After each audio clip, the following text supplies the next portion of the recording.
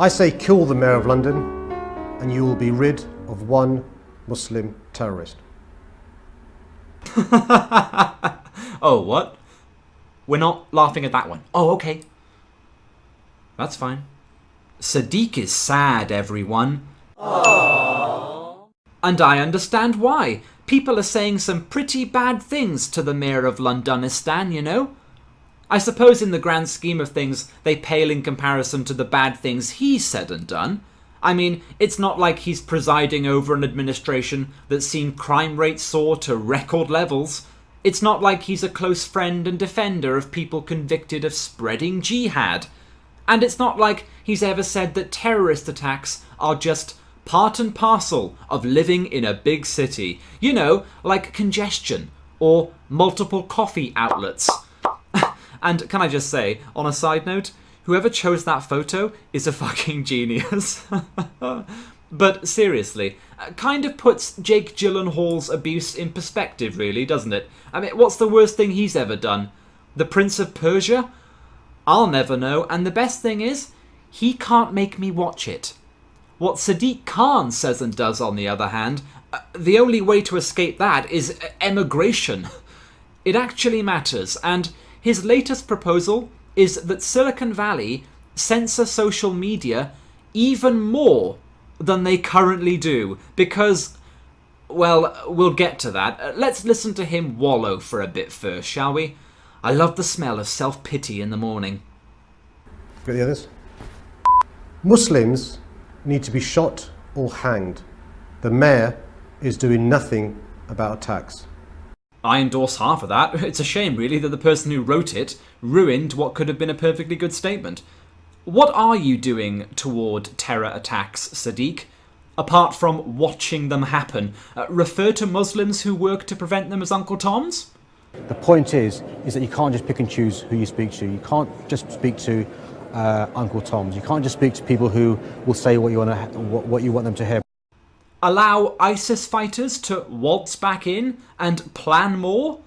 If you're a jihadi who wants to go to Syria and fight against British troops on some occasions, we just let you calmly come back in. Only one of them is currently under one of these control and yet orders. 400 have come back out of the 850 who've gone to Iraq or Syria to fight. How do we know how many? I mean, obviously this is a UK problem. You are mayor of the capital city where the most recent terrorist attack has taken place. How many of those 400 have come back to London? The estimate is just over half.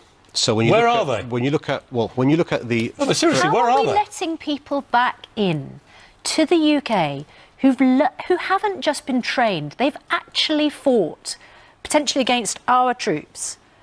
How are we letting them back in without knowing exactly where they are and what they're up to? Because out of all the thousands of people that we're concerned about, surely those who've actually gone to fight are the biggest risk. Well, that's one of the reasons why it doesn't make sense for the government to be cutting resources from those... Where are they? You're the mayor of this capital city. Where are they?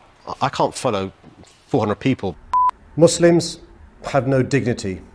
I wish Sadiq Khan would just blow himself up like they all do. He might get his 12 virgins. Now, come on, they don't all blow themselves up, do they? Some of them fail.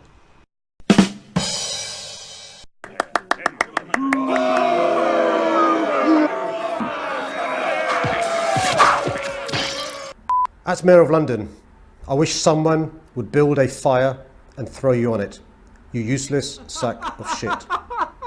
That's just run-of-the-mill internet shitposting. Can't somebody in his position shrug this off? It's not like he's one of the most powerful men in the country or anything. Literally guarded by the Secret Service. James Bond has got this guy's back and he's whining about Twitter eggs, spouting crap. You're a politician, mate. Newsflash. You're there to be insulted. Let's get this clear. My family is off limits, all right? This job is not going to get anywhere near my husband and my kids. It just doesn't. Of course it fucking does. As per the wee barcode and the serial number under your right armpit, you are now built and owned by the state, and you are under the spotlight 24 hours a day, darling. You know what you are? You're a fucking human dartboard. And Eric fucking Bristows on the Orky, flinging a million darts made of human shit right at you. Can you take that? Can you? If you use a knife to mutilate your daughter's vagina, will the full force of the law be brought down on you? No, is the answer to that. And you see, this is where any sympathy for the guy is just sucked from the universe. The reluctance of authorities to prosecute FGM cases is not controversial, Sadiq. The Telegraph asserts it. The BBC asserts it. The fucking Guardian asserts it. You think you don't have to answer for that? Not just you, everybody in public office, everybody in the criminal justice system. But all you want to do is, what, present a legitimate question as an example of hate speech? Sort your fucking life out, mate! There's an easy solution for terrorism. Deport the Muslims, starting with your pathetic self. Yeah. And? What? Are you implying that wouldn't work? It's not a policy I'm going to advocate, as the Muslims of Britain are citizens and have their rights, plus there are obvious logistical challenges. But don't pretend like if we could do that, we'd still have the problem with terrorism that we do. Ask the people of Japan about that. They've solved it by solving Muslim immigration, i.e. they have none. They've worked it out by some stroke of genius that Islam brings Islamic terror. You can't have one without the other. It's like bloody Ant and Dec. I don't read this out to be portrayed as a victim, but I worry about what happens when young boys and girls from minority backgrounds see this kind of thing on their social media timelines. Think of the children. Won't somebody please think of the children? Or experience it themselves. Yeah, sure you are. That's why you just read them out in front of millions of people. It's like, I'm really worried statements like this will hurt young people. Let's look at another one. Yeah. You're such a... I'm worried about what happens when minorities see this kind of thing. First of all, in the context of social media, who is a minority? Please? When the entire point of the internet is to transcend borders, who is outnumbered here? Muslims? With their religion of 1.6 billion and community leaders like Dr. Mohammed Al-Arefi, sporting over 20 million followers. Is this guy a minority? And yes, all jokes aside, of course I don't condone targeting individuals with threats or anything like that, but why are you so selective in your condemnation, Sadiq? That's what I want to know. What about minority hatred towards the so-called majority? Do you care about the hatred people like Paul Joseph Watson receive on a daily basis from members of your community simply for speaking out against your religion? You could at least mention it. Or what about minority hatred towards other minorities? The Quran and the Hadith are commandments to hate in that regard. They're packed to the brim with incitement. Incitement to kill Jews, incitement to kill homosexuals, incitement to kill Sikhs and Buddhists and atheists. What are you going to do about that? Boot imams from Twitter? Ban religious sermons from YouTube? I didn't think so. This kind of sinister encroachment on freedom of expression is never reciprocal. It's always one way. And don't you accept that much of the bile you see directed at Muslims online and everywhere else is, for the most part, a response to their own hateful and stupid preachments? But never mind, eh? It's the symptom we need to cure, guys. Let's keep hacking away at that Hydra, everybody! Clueless.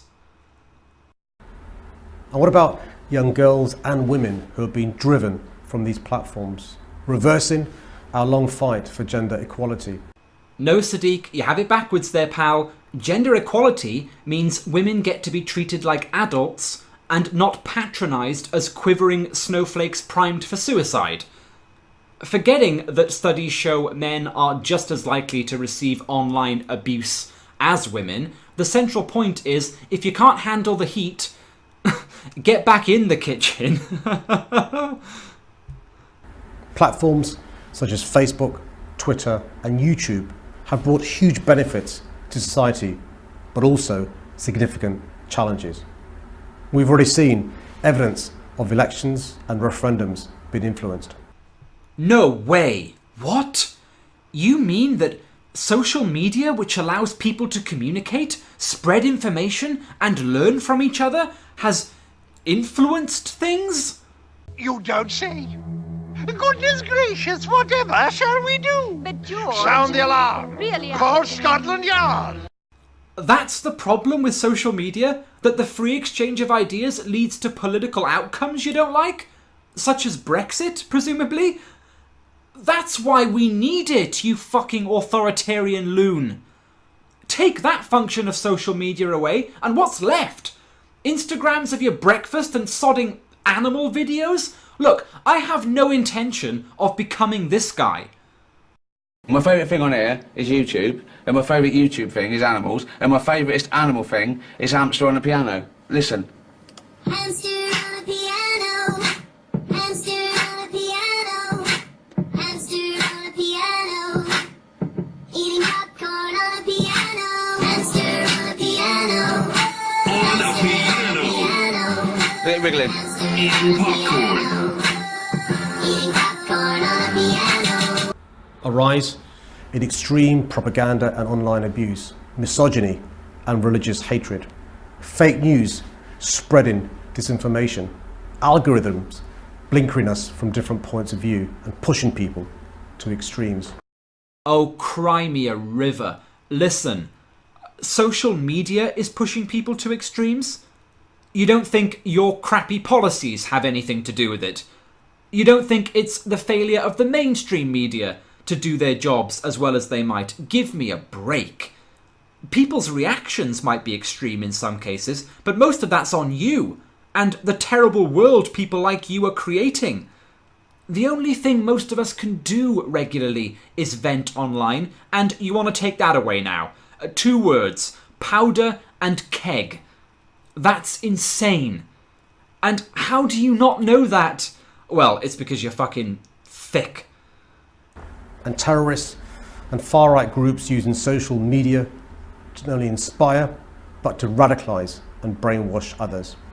Okay, remember now, you can learn most of what you need to know about someone's agenda by how they frame things and what they leave out or neglect to say. So, terrorists and far-right groups, they're in the same sentence, first of all, as if there's some kind of equivalence. And secondly, why no mention of far-left groups, Sadiq?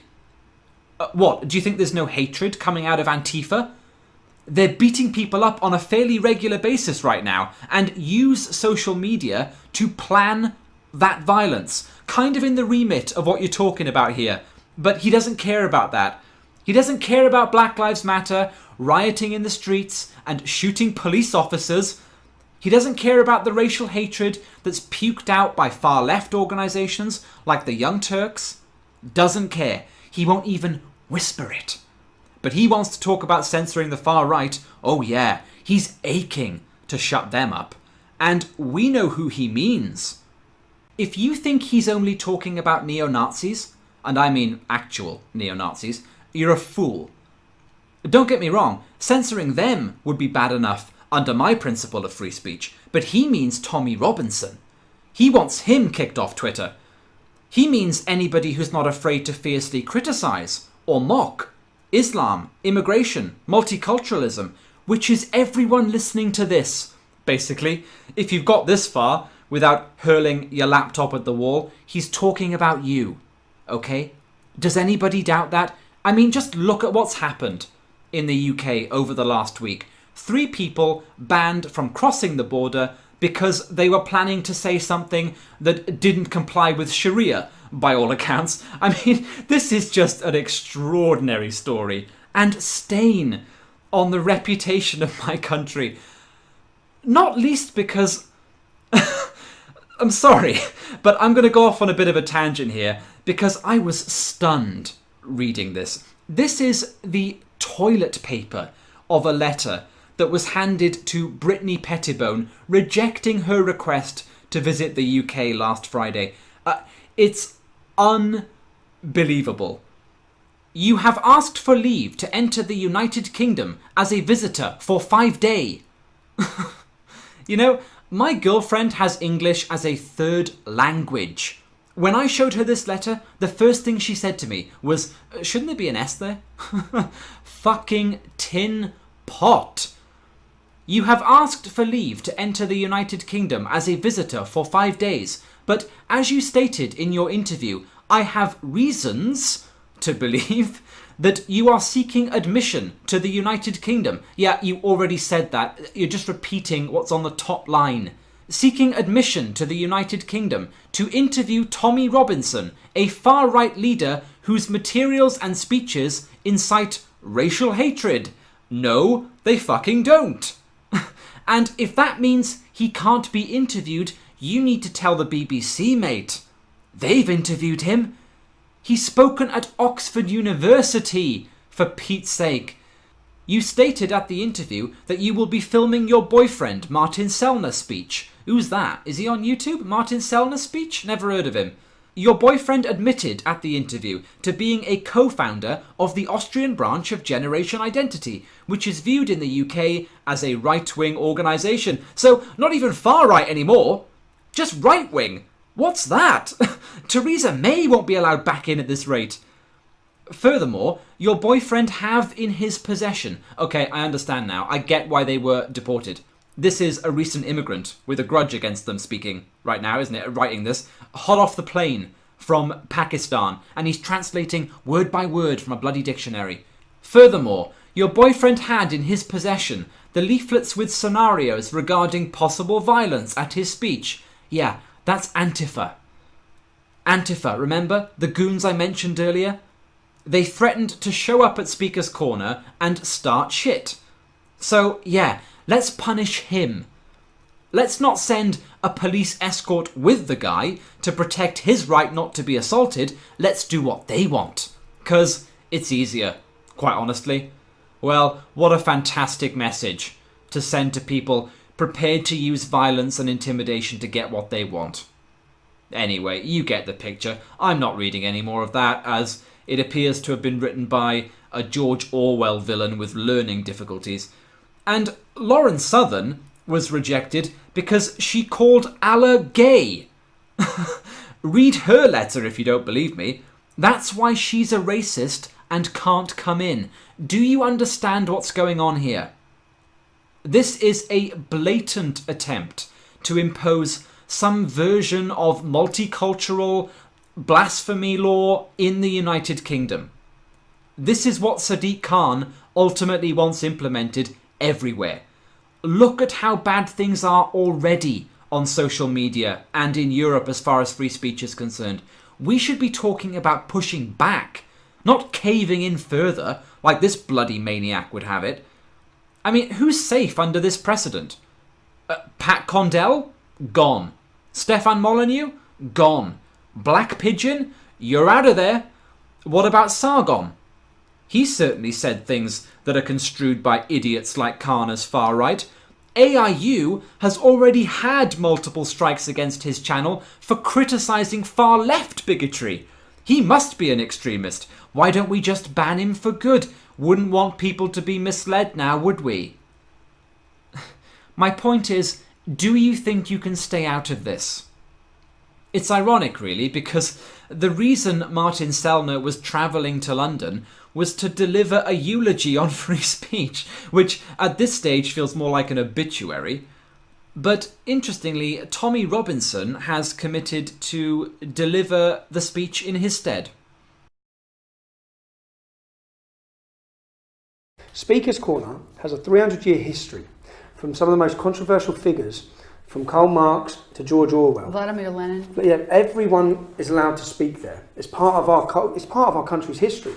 And the fact that they're trying to stop it, and the fact that we see Islamic preachers coming in, every week, then I'll deliver this speech on your behalf. I'll read this speech out. So the government haven't won, because I can't sit there and think that you're letting them win. If they stop you giving the speech, then they win. Mm. So at 3 o'clock on Sunday, I'll ask anyone who values freedom of speech, whether it be in Britain or in Europe, come along and support free speech. End Sunday. And I say, if you can make it, go along. And it goes without saying, showing up doesn't mean you necessarily endorse everything Selma represents or Robinson represents. I can't believe we have to keep asserting this. The real question is, are you big enough to listen to a speech by Martin Sellner and make up your own mind about it, or do you think people like Sadiq Khan should do that for you? And I think when phrased like that, most people understand that we're not actually in the minority here. We just need to stand up, be counted, and say enough is enough.